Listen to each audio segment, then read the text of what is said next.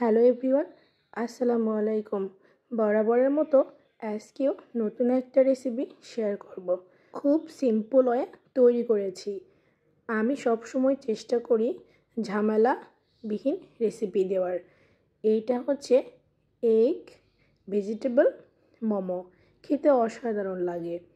এটা তৈরি করার জন্য প্রথমে আগে মোমোর পুরটা তৈরি করে নিব।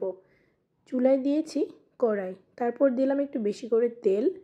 এখন 1 কাপ পেঁয়াজ দিয়েছি, হাফ কাপ পেঁয়াজের কলি একটু ভেজে নিয়ে দিয়েছি গাজরটা একদম রেড করে নিয়েছি। একটা গাজরের অর্ধেক দিয়েছি, তারপরে লবণ দিলাম। এখন কাঁচামরিচ দিয়ে একটু ভেজে তারপর দিয়েছি 2টা টমেটোটা একটু ভেজে নিতে হবে।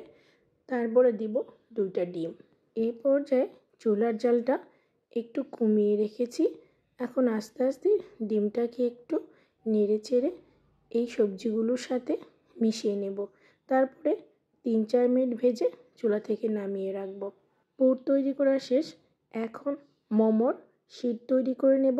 তার জন্য নিয়েছি 1.5 কাপ ময়দা, হাফ চামচ লবণ আর 2 টেবিল চামচের মতো তেল দিতে হবে। অল্প পানি দিয়ে একটা খামির তৈরি করে নেব। একটু একটু করে পানি দিব আর ময়দাটা মাখাবো। তারপরে একটা সফট খামির তৈরি করে নিয়েছি। এখন এটাকে 3-4 মিনিট ভালোভাবে মথে নেব। নেওয়ার পরে 2 ভাগে ভাগ করে নেব। প্রথমে একটা বড় রুটি বেলে নিতে হবে। তার জন্য ময়দা একটু ছিটিয়ে দিলাম এই খামিরের উপরে। এখন বেলে নেব। খামিরটা তৈরি করার সময় একটু পানির পরিমাণটা বেশি হয়েছে, সে কারণে আমার খামিরটা নরম হয়েছে। আর একটু খামিরটা শক্ত করতে হবে, তাহলে কিন্তু এই রুটিটা বেলতে খুব সুবিধা হয়। তারপরে একটা গ্লাসের সাহায্যে আমি ছোট ছোট করে কেটে নিচ্ছি, একটু মোটা করে কেটে নিচ্ছি। একইভাবে আর একটা খামির রেখেছিলাম, সেটাও বড় রুটি বেলে নেব। তারপর এইভাবে গ্লাসের সাহায্যে কেটে নেব। তো ছোট ছোট লেচি কাটা শেষ হয়ে গেছে। এখন একটা লেচি নিয়ে আমি একটু বেলে নিলাম। তো মোমোর শীট তৈরি হয়ে গেল। এরপর মোমো তৈরি করে নেব। তার জন্য 1 চামচ দিয়েছি ডিমের পুর, আর এক সাইড থেকে এভাবে শাড়ির মতো কুচি কুচি করে আর এক সাইডের সাথে সুন্দর করে লাগিয়ে হয়ে গেল মোমো। আরও একটা মোমো তৈরি করব, তার জন্য দিয়েছি 1 চামচ পুর। এরপর হাতের আঙ্গুলের সাহায্যে একটু ভাঁজ করে এক সাইড ভাঁজ করেছি আর এক সাইডের সাথে সুন্দর করে এভাবে লাগিয়ে দিলাম।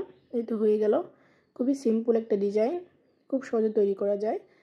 চুলায় তো পাতিল বসিয়ে দিয়েছি, পানি ভর্তি পাতিল, ভাপ চলে এসেছে। এই পাতিলের উপরে একটা ছিদ্রযুক্ত স্ট্যানার বসিয়ে দিয়েছি। এর ভেতরে এখন সব মোমোগুলো দিয়ে দিব। দিয়ে 6 থেকে 7 মিনিট ঢাকনা দিয়ে ভাপিয়ে নেব। 6 থেকে 7 মিনিট পরে এখন একটু দেখব যে হয়েছে কিনা।